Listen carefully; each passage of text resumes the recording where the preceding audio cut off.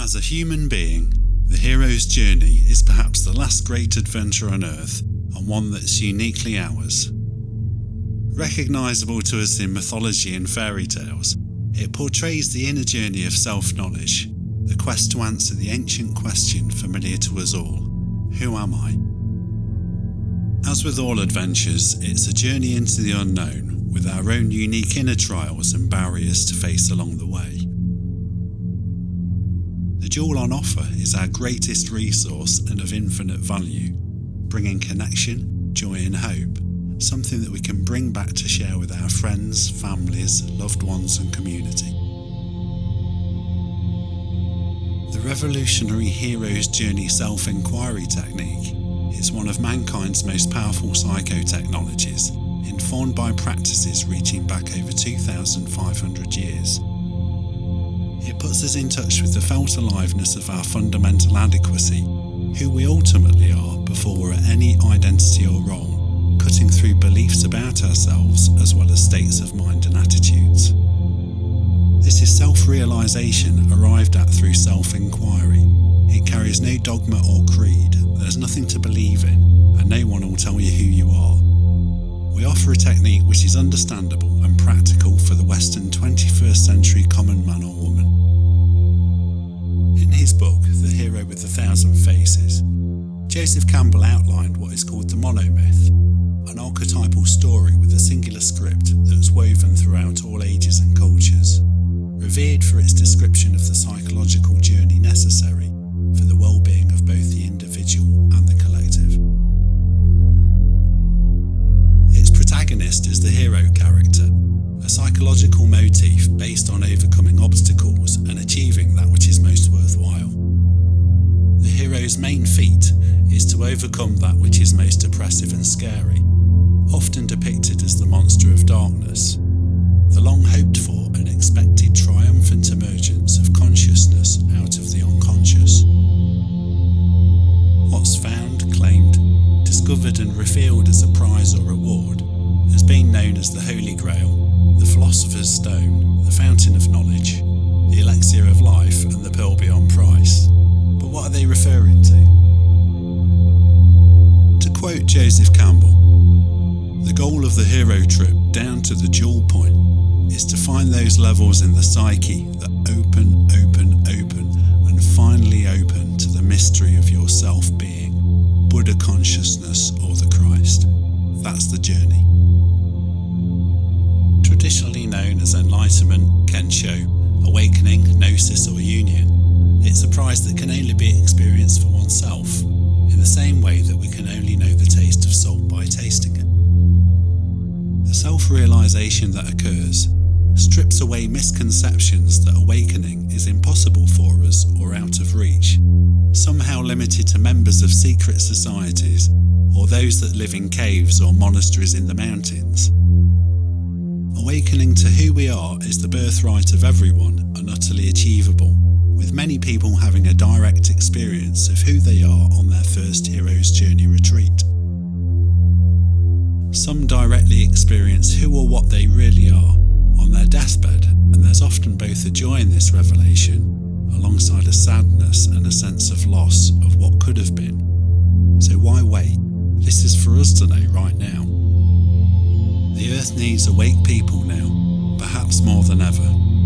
We're committed to doing our part in shedding the mass-limiting illusion our society is feeding us to help realise the true connection and capacity we inherently have available to us right here and now. The journey starts with a sense that there might be more to life than we're experiencing, that something may be missing or not quite right. This can show itself through depression, anxiety, sadness, despondency, a sense of lack, of not being gotten or understood. There's a pull to knowing more. Through the dualistic use of language, we've been encultured into seeing ourselves as separate beings in a world of objects, leading to alienation from ourselves, from others and the world around us. We've adapted by self-identifying with our persona, often in order to please others and conform to expectations we've internalised. We identify ourselves with the roles we perform and the things we do. In doing so, we lose touch with who we truly are. We may have tried many things to fill this hole: endless entertainment, alcohol, food, sex, relationships, spiritual practices, travelling, therapy, to name just a few things, and still have a sense of something missing. By coupling ancient self-inquiry techniques with modern partner-based communication cycles known as dyads, and setting an intensive 3-day retreat, the hero's journey process is a honed, efficient way to reveal your true nature. The root of the word dyad comes from the Greek duad and Latin dyas or dyadis, meaning two units treated as one. In this respect, they're a partner-based communication tool that help people gain insight, which comes about as a result of two people coming together with the shared intention of arriving at an understanding. On the Hero's Journey retreat, two individuals sit opposite one another. One is the listening partner, the other the contemplating, communicating partner. The listener gives the instruction at the beginning of each 5-minute cycle, "Tell me who you are," which the contemplating partner receives and tries to answer, by first getting a felt sense of themselves and then intending to directly experience whatever's there that's arisen as a result of contemplating and remaining open to everything. As the contemplator, whatever occurs within your body, mind and emotions, from the intention to directly experience who or what you are, is then communicated to your listening partner without adding anything or leaving anything out. The process is repeated until the 5-minute gong sounds and the roles reverse. The listener simply offers their presence by watching, listening and trying to understand, without nodding, commenting or evaluating in any way. It allows the contemplator space and time to work things out for themselves, which is a rare opportunity in life. Each period of dyads lasts 40 minutes and each partner has 4 turns as the contemplator and 4 as the listener during each period. After this time you swap partners and sit in front of someone different. When we do this, the mind and body becomes very open and clear. By continual interaction and the presenting of what arises in the contemplation of oneself to another, the process of awakening to who one is accelerated. When given the instruction, "Tell me who you are," our natural over-reliance of the brain's left hemisphere to rationalise, control and evaluate is used to our advantage. Through negation, what the ancient Greeks knew as the apophatic process, or in India, neti neti, it's not this, it's not that, we help it run out of ideas. Eventually, the left hemisphere gives up. Simultaneously, by having the explicit intention to have a direct experience of who we are, we move towards the primary actuality of direct experience, the domain of the right brain hemisphere. Psilocybins and certain plant medicines work by overwhelming the left hemisphere, whereas the hero's journey technique wears it down and closes the gap between ourselves and our experience. Instead of observing or maintaining a gap between ourselves and the object of our experience, like in forms of mindfulness, we look to close the gap and move into our experience whilst remaining open to everything. By communicating as our experience instead of talking about it, giving embodied expression to how we are right now. Both ourselves as subject, together with the object of our experience, dissolve, so that there's no us and no it. The hero's journey dyad technique brings us to a single pointed and spacious state of mind, often known as samadhi.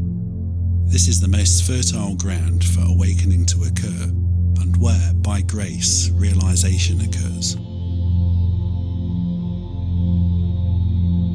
This knowing of self, in the biblical sense of knowing, the union of opposites that occurs in the coming together of subject and object, brings a change in perspective in how we relate to everything, an awakening out of our own egocentricity. The great news is that we don't become a nothingness and disappear. We remain completely ourselves with an identity and all the little idiosyncrasies that makes us who we are. Although we have a totally new perspective on life, we awaken to something that was always true, only we never knew it. The retreat itself is a specially designed container that keeps us looking at ourselves long enough for awakening to occur. 3 days is enough time to enable us to give it a really good go with everything we've got. And it's heroic in the sense that we need to be self-honest in order to find freedom. This is a safe place where one can do such personal and important work, and where there's a level of contact with self and others that occurs that people often don't get with therapy due to the shared nature and equality of the dyads. In each day, there are typically 12 dyad sessions interspersed with walking contemplation, periods for eating and rest, gentle energy exercises like Qigong, as well as a talk to keep us motivated and on point. Having another offer presence to us in this way is something that we may never have experienced before. The live sense of another turns up the gas on the process. The likelihood of awakening is also greatly enhanced by the shared intent to awaken, both personally and as a group. It allows a group energy, an energy that helps in the awakening process, to build throughout the retreat. Socrates described dialogus, as two souls communicating. From this place of not knowing answers, either for ourselves or another, and simply doing the technique whilst following the simple rules and schedule of the retreat, it leads each one of us to our own self-realisation, as if by a golden thread. You can further deepen your understanding by working with other instructions, such as tell me what you are, tell me what your true nature is, tell me what this is, tell me what life is, tell me what another is, or tell me what the body is. At Hero's Journey, we believe awakening to who one is to be the first step into a new journey. From here, life just seems to go better. People progress in terms of personal understanding and creativity so much more easily. More than this, it gives us an ongoing methodology of engaging with our own somatic aliveness that's non-hierarchical and rooted in love, truth and justice. At the end of each retreat, there are integration exercises to help us transition back into life, and also the opportunity to participate in a follow-up course to aid integration. Furthermore, there are completely optional weekly online dyad evenings that help keep us in conscious contact with what we've found on the retreat and be in community with other like-minded people. The Hero's Journey Retreat is suitable for those that identify as spiritual but not religious, atheists, as well as for those that have faiths, and skepticism is encouraged. The main requirement is that you simply want to know who or what you are. Come and find out for yourself.